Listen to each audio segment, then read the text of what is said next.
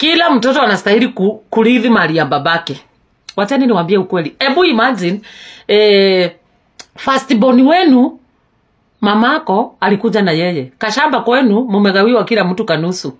Alafu kidogo kidogo unajua watoto wakiwa wakubwa wanatafuta baba yao wa ukweli. Unastukia babake kwenye mamake alikuwa mama yenu alikuwa ameolewa. Huyo mzee ametafuta huyo firstborn yenu, sasa amepewa eka 7 na bado amekatalia haka kenu ka baba yenu. Naona watu wanauana siku hizi.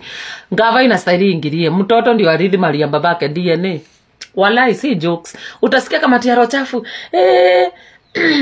Wangu babake alimtupa venye nilimzaa. Ulizaa na ghost. Si ya mtafute. Kila mtoto anastahili kurithi mali ya babake.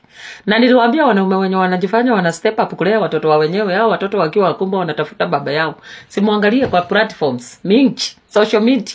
Kila mtu babangu alikuwa anaitwa fulani. Hao watoto wote utafuta baba yao. Kama tiaro chafu. Hiyo kesi yao vijana imenistua sana. Imagine kijana ananiambia kwao wamepewa kakuota.